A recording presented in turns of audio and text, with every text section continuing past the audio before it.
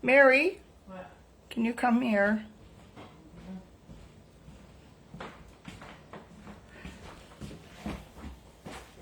I don't know if I'm allowed to go live. It says it's not enabled, but it's still going. Let me know if it dies out.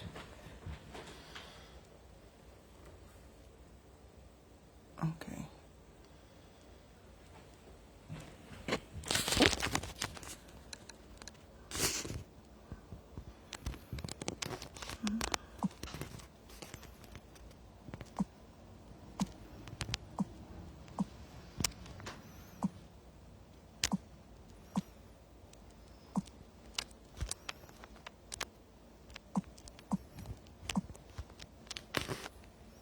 Okay.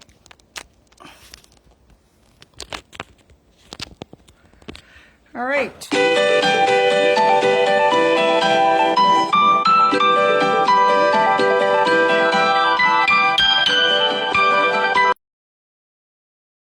Answer right away though? I don't know his code. Okay. Everybody knows it now. We're live. Hi everybody, I'm going live with Alex Mason, Bill Gallagher. I'm going to talk about the U.S.-Canada treaty relationship with the Mikmaq. Hello? Hi. Talking with Alex Guy. It's Okay. with Bill Gallagher. I still have to dial Bill up on the other line, so I'm going to pass you through to Alex. You guys can chat while I get Bill on the line, and then we can jump into it. Okay, thanks. Okay, great.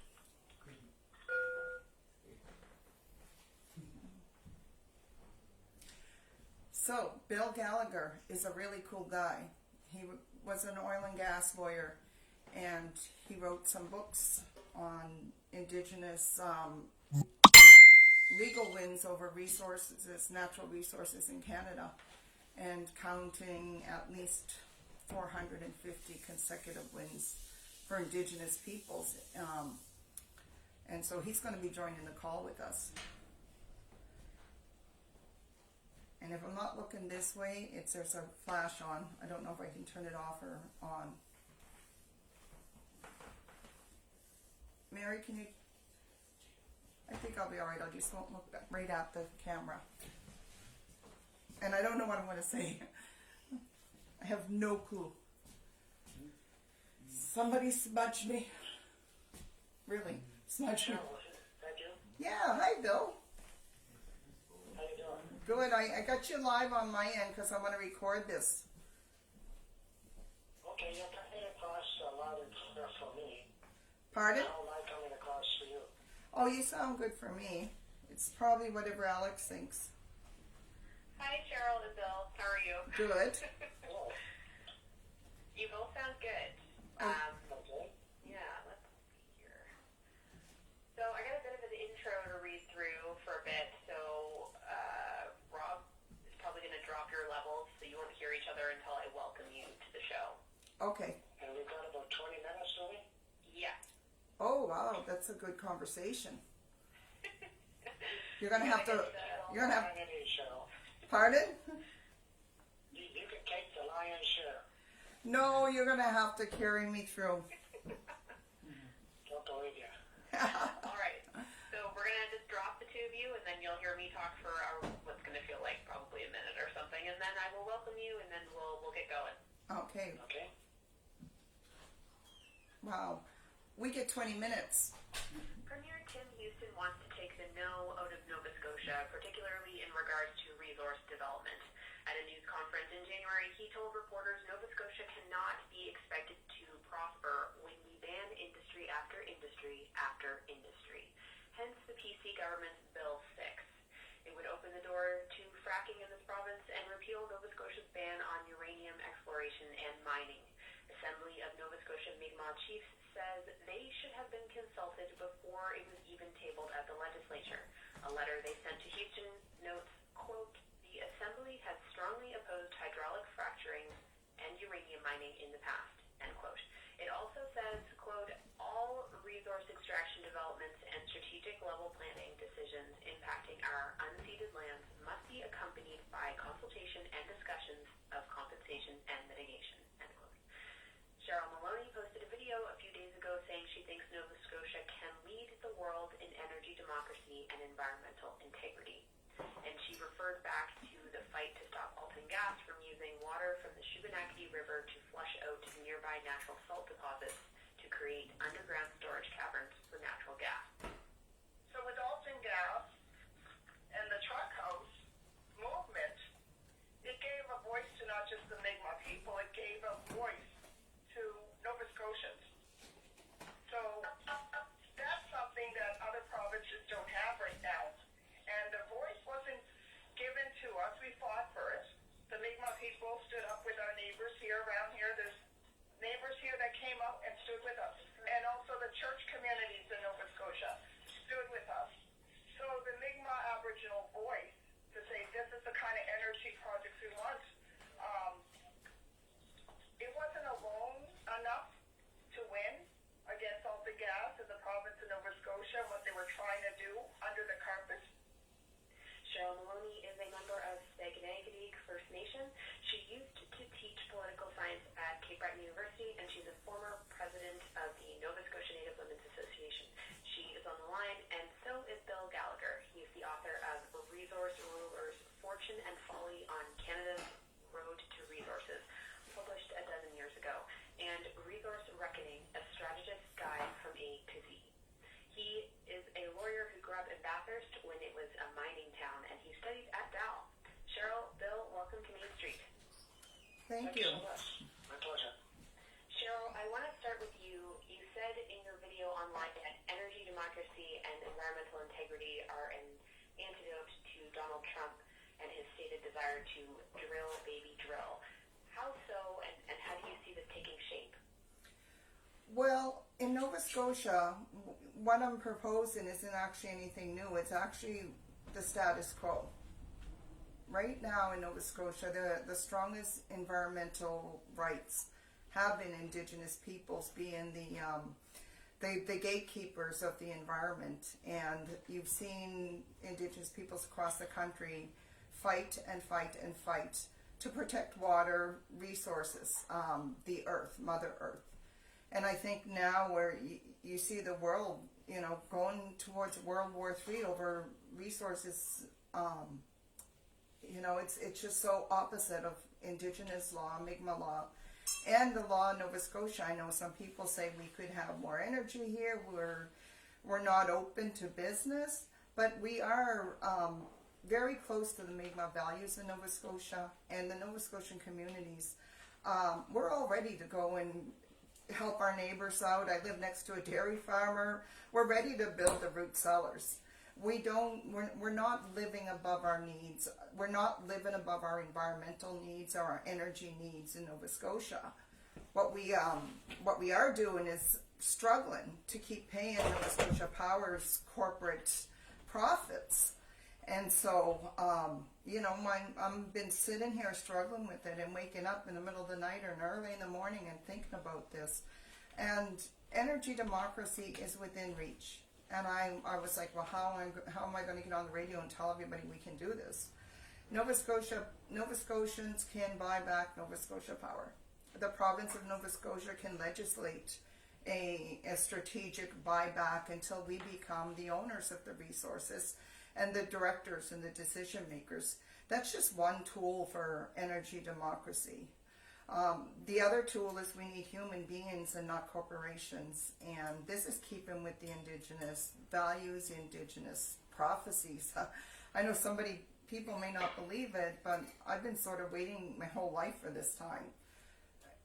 I've always known this time was coming. And so now our Indigenous peoples are in a position to teach the world how to live with each other, with the environment, and still be able to have energy in our province and offer energy for Nova Scotia residents, but also to export, but not the way that Trumps want to do it. And I think every citizen having a say over how their democracy or the energy democracy and the energy projects they choose. That's very consistent with the values and the way of the Mi'kmaq Nova Scotians. I think we're ready. Bill, can you describe the winning streak that Indigenous peoples have been on in Canadian courts? Right to a decision last week over the Saskatchewan government's duty to consult Métis. Yes, at this point in time, First Nations have won 375 legal wins in the Canadian resources sector. It probably started under the Chrétien era. It is like a popcorn machine. They were slow to come, slow to pop at the start, and really picked up speed under Stephen Harper and has continued to pace under the Trudeau government. And in the last 2 weeks, there have been 3 major rulings in Canada that would undermine the Premier's speech at PDAC. Maybe he wasn't fully aware of them, but the bottom line would indicate that to an observer like myself that's been across the country, all sorts of situations, I consider First Nations as gatekeepers on the road to resources. They're not interlopers or special interest group. They win these cases because they have constitutionally protected rights. And the fact that Cheryl is coming forward as a spokesperson and not one of the loudmouths that we saw during the lobster wars down in our neck of the woods, that tells me that the Native Empowerment movement in Nova Scotia has recalibrated. I think they realize the situation is far more serious in terms of accessing critical minerals and getting better energy production. And I think they're putting forward a new spokesperson who has a more constructive approach to this dialogue. And so I see this is why I'm on, as an opportunity for Nova Scotia to break out of its resources dead zone status. It is a dead zone. Next door in New Brunswick, it's even deader. It's gone into a deep freeze because of litigation, and that litigation has turned highly toxic. That's what awaits Nova Scotia unless a more constructive tone and a rapprochement is understood to be happening, maybe even on a show like this. Cheryl, people who favor resource development might worry that the duty to consult is essentially a roadblock to new projects. What would you say to allay concerns that resource development will just never happen again? You know, the Mikmaq have a treaty with the United States of America, and Nova Scotians and everyone in Mikmaq are beneficiaries to that treaty. And that's the Watertown Treaty in 1776. So, as treaty beneficiaries with the United States, we have free right and access to trade. We're going to be looking at those free access to trade, but that doesn't mean Nova Scotians and Mi'kmaq people want to open up for any energy. We don't want we don't want fracking in Nova Scotia. It's not good, and we know that because Nova Scotians have already made those choices. They don't want uranium mining in Nova Scotia. They already made those choices. I'm not saying we're going to open it up. I'm going to say Nova Scotians need to be decision makers. Human beings need to be decision makers. If we're not, then the Trumps can come in and take us over. Our premier can go to a conference in Toronto and sell us out. Or our prime minister can be under the gun in a war zone, forced to make arrangements or agreements with our critical minerals. So what I'm saying is, one thing is you got to slow down. Humans have to be in charge, and we have to build up slowly in Nova Scotia. And I mean, we're already, like Bill said, we're already a dead zone. Fine, then we're a good candidate to start with energy democracy. And I struggle. I said, how can this work? Every resident of Nova Scotia should have a voting share in Nova Scotia Power, and we should have a strategy to buy back these corporations that are running energy in our territories. So that means there's ownership by the community, there's ownership by the state, and there's ownership by industry. And what that'll do is offer certainty in what's considered a dead zone. will actually be a very attractive zone for energy to come into our province when and where we want it. The type of energy, the type of innovation that we as Nova Scotian citizens feel is in our best interest as a province. And this is where the Mikmaq rights and the Mikmaq relationship to the land is. We do that for 7 generations. And that's one thing you don't see any of the world leaders talking about. Trump, trying to get in and get the critical minerals from vulnerable nations and take over vulnerable nations. And so the only thing protecting us from that corporate structure is human beings having a voting say. We won't be a dead zone for long. We will prepare, grow, evolve, and own our own energy. And I looked to some models, and I know in Norway they went to a strategy where any agreements and infrastructure, once was contract ends, it remained with the state of, or the country of Norway, the ownership. And so Nova Scotia can be a very, very rich energy hub. But it's going to be based on what we need, as we need it, as Nova Scotians, and the values of Nova Scotians should determine that. Speaking of dead zones, Bill, you told one of my colleagues that Newfoundland has gone from being a dead zone to a major player, but how did the government of Newfoundland and Labrador change its approach to working with Indigenous peoples on these issues? Just a month ago, there was a major manifestation of statesmanship where the two premiers, Quebec Legault and Premier Fury of Newfoundland and Labrador, got together and basically righted that historic wrong that we all know as the Churchill Falls ripoff. And that governed and soured that relationship for a full 50 years. My exposure to that has been on the Voices Bay file.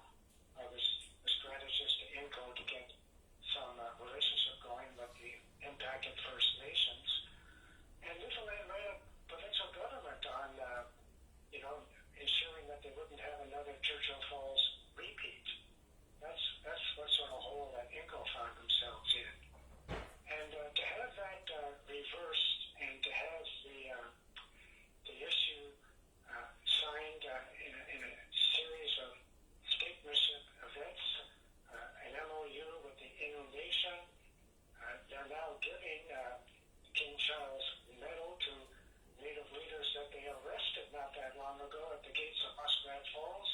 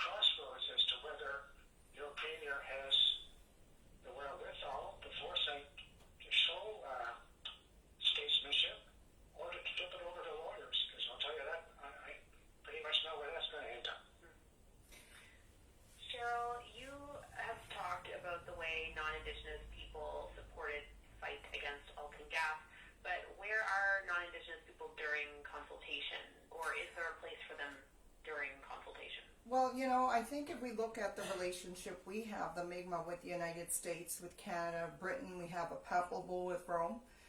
Our nation has the strongest legal instruments from 15, 16, 17, 1800s. I believe we even have, agreements with, Basque fishermen, trade alliances from time immemorial. So the Mi'kmaq don't necessarily, this theory of the duty to consult is coming out of the courts, but if you look at the foundational documents, the treaties, all those relationships require consent of the Mi'kmaq as equal partners. So what you need is the consent of the Mi'kmaq nations. But we're not leaving anyone behind.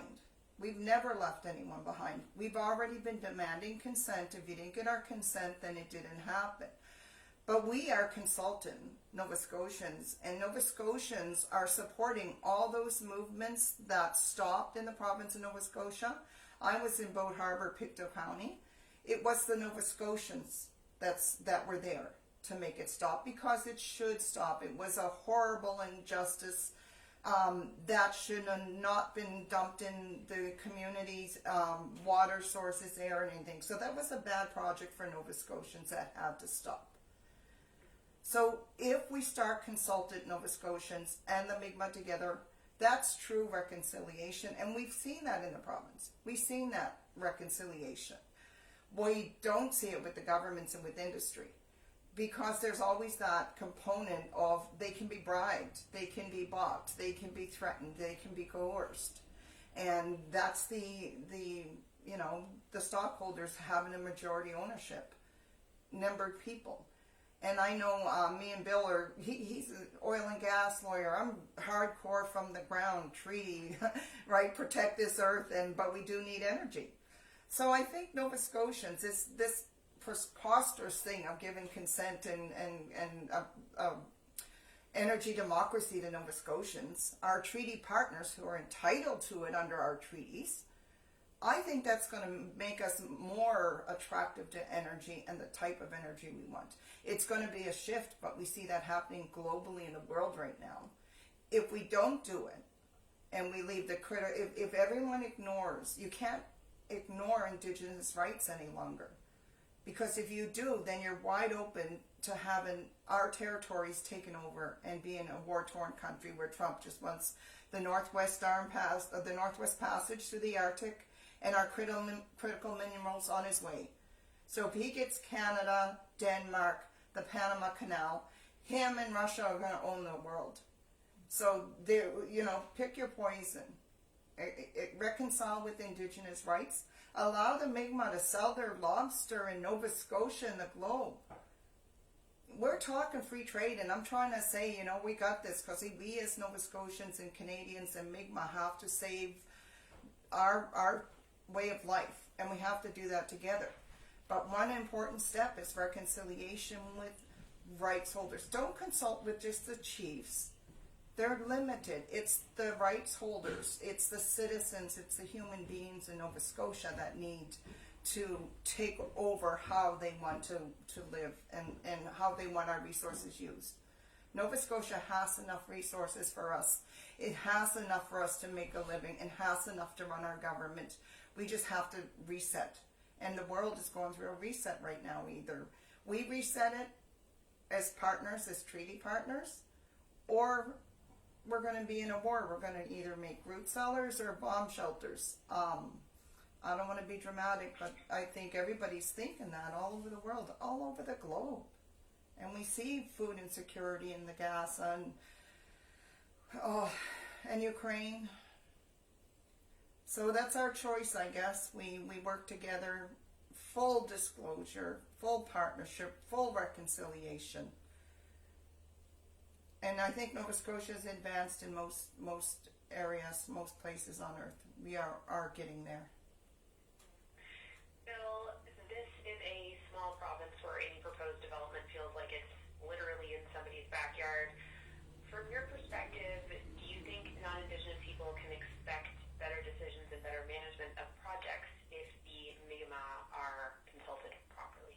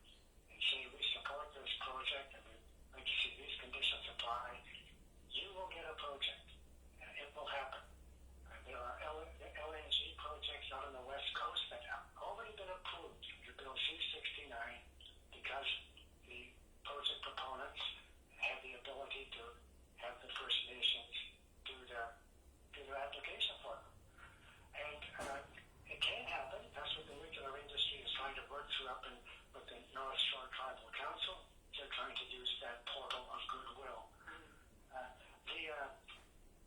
They're not looking for sympathy. They're not even empathy is a better word used judiciously.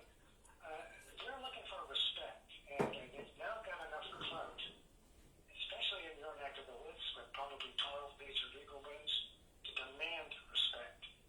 And that's something that's hard for governments to swallow, that a small minority, a racial minority, can have that much clout, but they do have. And, to your listeners out there trying to make sense of this, there's a terrific movie out called Killers of the Flower Moon that if you were to go nose to nose with First Nations at a treaty table, which I've had to do in Manitoba over an extended period of time, there are scenes in Killers of the Flower Moon where the First Nation script is intensely accurate and full of conviction and that same demand for respect. And just understand that you're dealing with a different society, matriarchal society, with a different set of values. If you watch it a second time, put the mute button on when the white guys are talking and watch the language coming from the other side of the table with their facial expressions. There's a third language that you can learn from. And you're at that crossroads, Nova Scotia. You have nothing to lose by getting educated, realizing that the odds are really stacked against you if you want to go the judicial route, and make the best of it. Bill, Cheryl, thank you so much for your time today. You're welcome. Have a good day, everyone. You too. Thanks so much. Bye-bye. Bye. That was good. Well, was it? I don't remember what I said. Well, it sounded good. Sounded like you know what you're talking about. Hold it off. Slick. The only thing that he got wrong, Bill, he just assumes that I'm representing anyone, but I don't. I represent the rights holders, my family, my dad. When I was little or when I was fresh out of law school, I went to him and I said, Dad, what should I talk about? I'm going to this important meeting and there's all these intergovernmental folks, and that was the beginning of my work in intergovernmental affairs and stuff. Next thing I'm at the UN. But what he said was talk about nationhood, Dus. And so when I'm here and I'm coming on what international, national energy strategies, I don't have a board of directors. I don't have a boss. I don't have staff. I have a life of me building this crazy amounts of wild experiences that I don't even know how they happened to me. But everything in my life seems to be melding into this point in time. And I'm like, I had my cards read, or a chart, astrological chart last year. And I wasn't doing much of painting, and then now it's like I can't stop. I've been speaking on in energy democracy in Washington, Prague, in Canada, in Montreal, in Guatemala, and now in my home to Nova Scotians. But I went to all over the world first and then came back here and never thought that we as citizens of this earth would be going through this. I thought all this turmoil and the markets decline and the prophecies were going to happen another time when I wasn't on earth. But I'm on earth and I'm still quite young. So it looks like we're going to go through this, these change times, these decline times. And I don't know how long it takes for declines of nations and states. But the prophecy said 7 generations, Indigenous people, will suffer, and that the seventh generation, the youth, will rise up, and that movement will start to take over. And I remember with Idle No More in 2010, I was like, wow, I didn't think I was going to see this part of the prophecies, but I did. And that was 15 years ago, which it felt like a blink of an eye. But to now, all those young people 15 years ago, they're smart, they're educated, they're fierce, they're out in the world, and they're doing things based on Indigenous law. And Indigenous law is such a beautiful, delicate law relationship that's hidden within our language and the way we live on our society and with the animals and the earth. And I was teaching my students, because I'm still teaching for CBU, and hello any students, but we were reading the earliest contacts and how we would meld into the society. If we were going after beaver, we were petting them and pretending we were the beaver, you know. We floated in the canoes like a log. We did all kinds of things. We became one with the land, the animals, and our knowledge of science and the environment and medicines and social networks and hierarchies was amazing and world class. And the Mi'kmaq never had a hierarchy, and everything we read with my students over the last 6 weeks has been that we don't have hierarchies. They said the king, you know, they said they don't fear their chiefs. We fear our kings. And they joke around and make fun of their chiefs. And this is back in 1500s.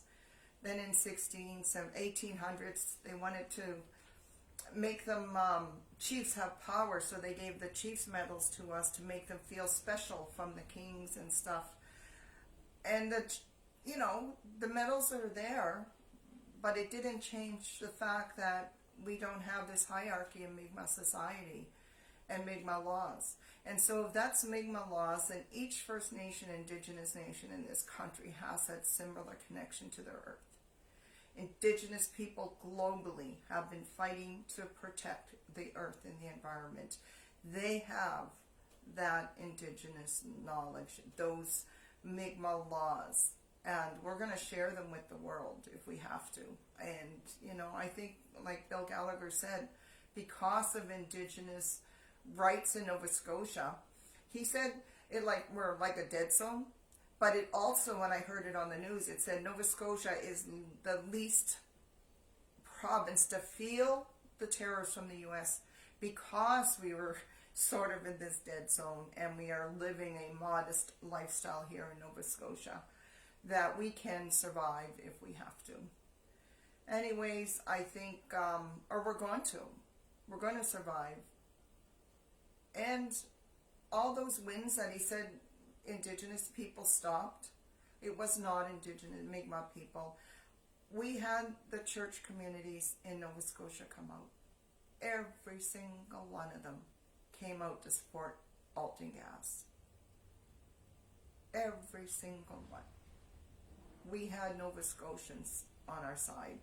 So Nova Scotia's state of energy is already running like a democracy. Except for the only one that doesn't know it is Tim Houston, who thinks he can come and create laws and it's going to change the constitutional makeup and fabric of our nation, the Nova Scotia. I'll end with this. We have a palpable with the Roman Empire.